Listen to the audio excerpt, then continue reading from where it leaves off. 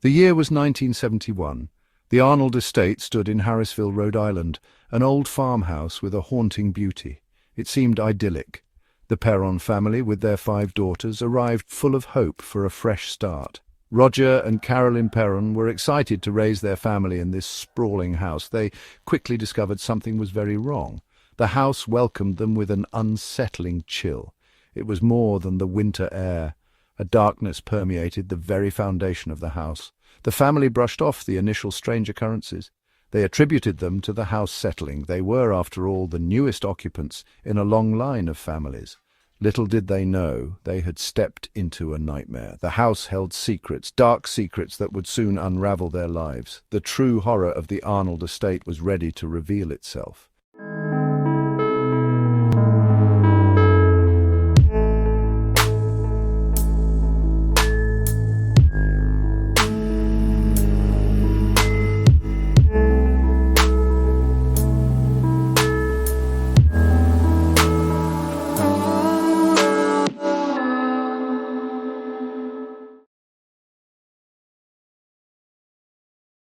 The eerie events began subtly. Floorboards creaked in the dead of night.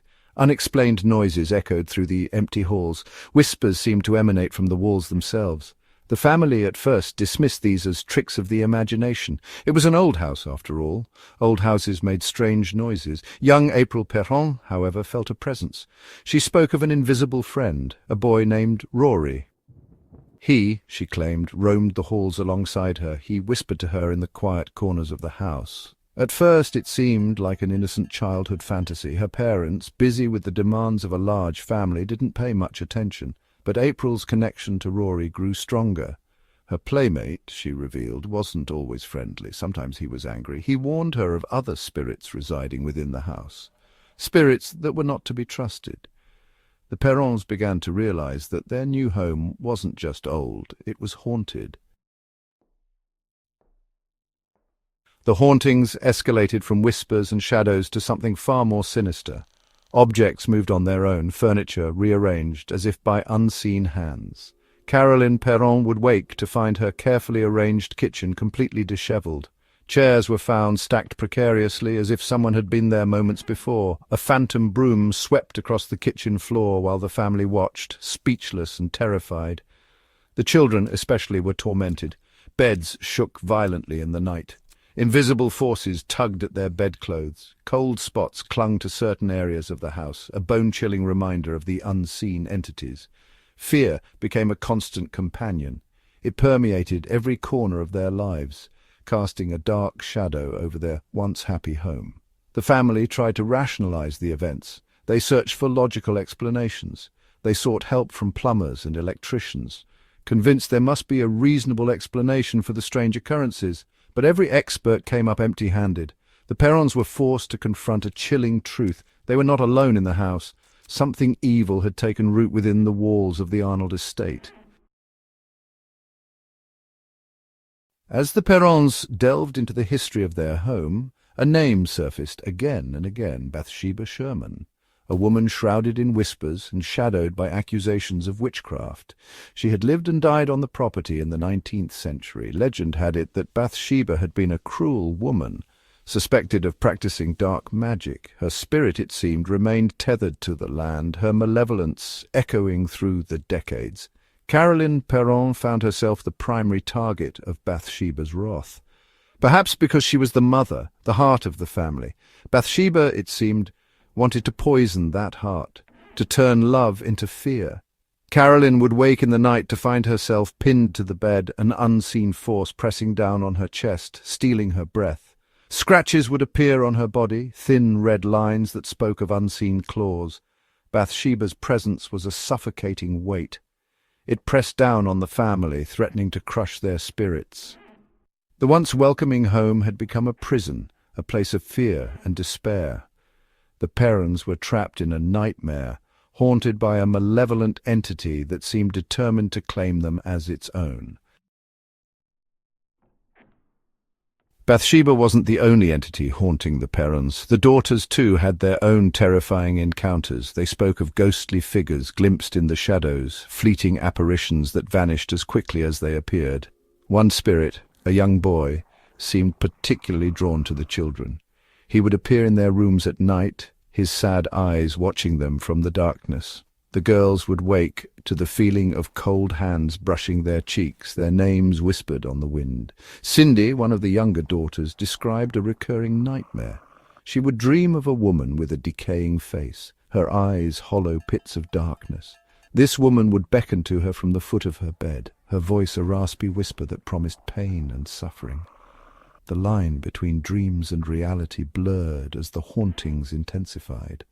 The Perrons were living in a waking nightmare, surrounded by unseen entities that seemed determined to break their spirits.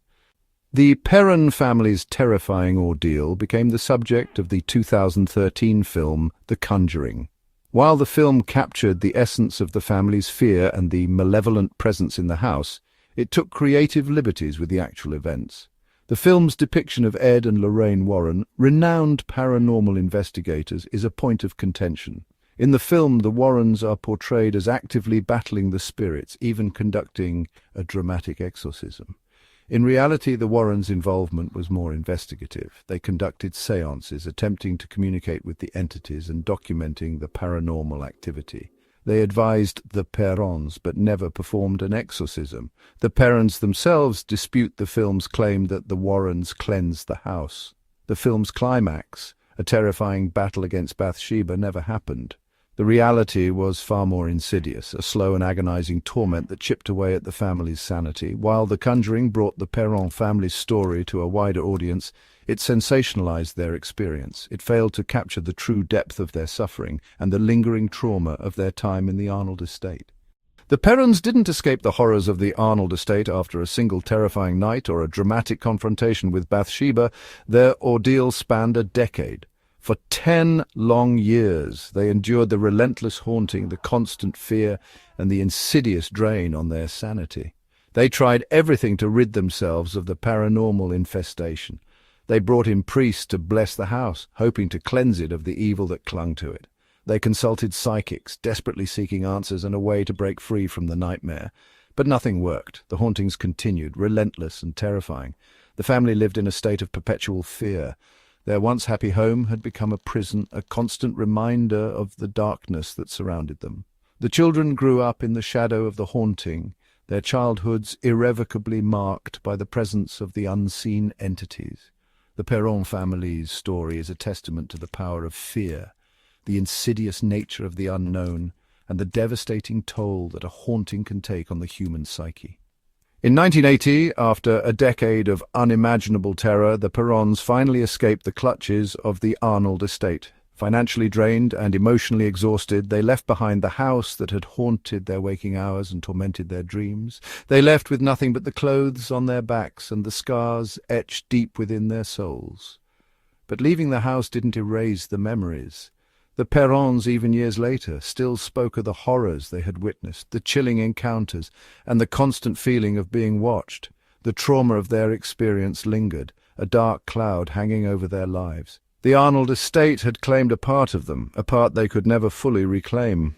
The Arnold estate still stands in Harrisville, Rhode Island, a silent sentinel overlooking the town. It has changed hands several times since the Perrons fled in terror, but the stories persist. Whispers of strange occurrences, unexplained noises, and fleeting glimpses of shadowy figures continue to plague the house. New owners arrive with hope, only to leave with fear etched on their faces.